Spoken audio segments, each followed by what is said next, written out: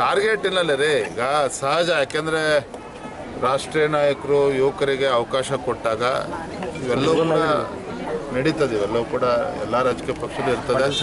ನಮ್ಮ ಪಕ್ಷದಲ್ಲಿ ಸ್ವಲ್ಪ ಜಾಸ್ತಿ ಆಗಿದೆ, ಅದು ನಾನೇ ಒಪ್ಕೊಳ್ತೇನೆ. ಆದರೆ ಅತಿ ಶೀಘ್ರದಲ್ಲೇ ರಾಜ್ಯಾಧ್ಯಕ್ಷ ಇವೆಲ್ಲವೂ ಕೂಡ ಬಗೆಹರಿಯೋದ್ರಿಂದ ಇವೆಲ್ಲ ಸಮಸ್ಯೆಗಳಿಗೂ ಕೂಡ ಒಂದು ಸುಖಾಂತ್ಯ ಆಗ್ತದೆ ಅನ್ನೋ ಸಂಪೂರ್ಣ ವಿಶ್ವಾಸ. ಪರಿಷ್ಕರಣೆ ಸಂದರ್ಭ ಏನಾದರೂ ಬರ್ಬೋದಾ ಸರ್? ರಾಜ್ಯಾಧ್ಯಕ್ಷರ ಪಟ್ಟಿ, ಜಿಲ್ಲಾಧ್ಯಕ್ಷರು ಪ್ರಶ್ನೆನೇ ಉದ್ಭವ.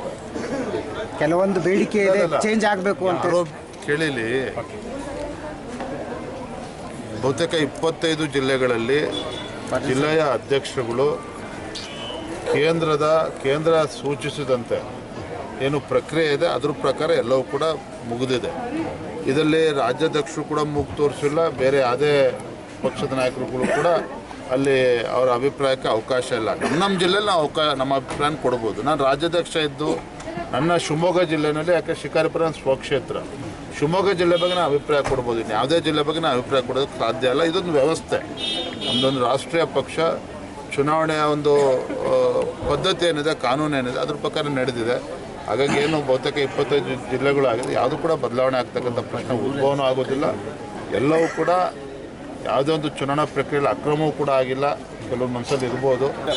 ಟಾರ್ಗೆಟ್ ಇಲ್ಲಲ್ಲ ರೀ. ಈಗ ಸಹಜ, ಯಾಕೆಂದರೆ ರಾಷ್ಟ್ರೀಯ ನಾಯಕರು ಯುವಕರಿಗೆ ಅವಕಾಶ ಕೊಟ್ಟಾಗ ಇವೆಲ್ಲವೂ ಕೂಡ ನಡೀತದೆ. ಇವೆಲ್ಲವೂ ಕೂಡ ಎಲ್ಲ ರಾಜಕೀಯ ಪಕ್ಷದಲ್ಲಿ ಇರ್ತದೆ. ನಮ್ಮ ಪಕ್ಷದಲ್ಲಿ ಸ್ವಲ್ಪ ಜಾಸ್ತಿ ಆಗಿದೆ, ಅದು ನಾನೇ ಒಪ್ಕೊಳ್ತೇನೆ. ಆದರೆ ಅತಿ ಶೀಘ್ರದಲ್ಲೇ ರಾಜ್ಯಾಧ್ಯಕ್ಷ ಇವೆಲ್ಲವೂ ಕೂಡ ಬಗೆಹರಿಯೋದ್ರಿಂದ ಇವೆಲ್ಲ ಸಮಸ್ಯೆಗಳಿಗೂ ಕೂಡ ಒಂದು ಸುಖಾಂತ್ಯ ಆಗ್ತದೆ ಅನ್ನೋ ಸಂಪೂರ್ಣ ವಿಶ್ವಾಸ. ಪರಿಷ್ಕರಣೆ ಸಂದರ್ಭ ಏನಾದರೂ ಬರ್ಬೋದಾ ಸರ್? ರಾಜ್ಯಾಧ್ಯಕ್ಷರ ಪಟ್ಟಿ, ಜಿಲ್ಲಾಧ್ಯಕ್ಷರು ಪ್ರಶ್ನೆನೇ ಉದ್ಭವ. ಕೆಲವೊಂದು ಬೇಡಿಕೆ ಇದೆ, ಚೇಂಜ್ ಆಗಬೇಕು ಅಂತ ಕೇಳಿಲಿ. ಬಹುತೇಕ 25 ಜಿಲ್ಲೆಗಳಲ್ಲಿ ಜಿಲ್ಲೆಯ ಅಧ್ಯಕ್ಷರುಗಳು ಕೇಂದ್ರ ಸೂಚಿಸಿದಂತೆ ಏನು ಪ್ರಕ್ರಿಯೆ ಇದೆ ಅದ್ರ ಪ್ರಕಾರ ಎಲ್ಲವೂ ಕೂಡ ಮುಗಿದಿದೆ. ಇದರಲ್ಲಿ ರಾಜ್ಯಾಧ್ಯಕ್ಷರು ಕೂಡ ಮೂಗು ತೋರಿಸಿಲ್ಲ, ಬೇರೆ ಯಾವುದೇ ಪಕ್ಷದ ನಾಯಕರುಗಳು ಕೂಡ ಅಲ್ಲಿ ಅವರ ಅಭಿಪ್ರಾಯಕ್ಕೆ ಅವಕಾಶ ಇಲ್ಲ.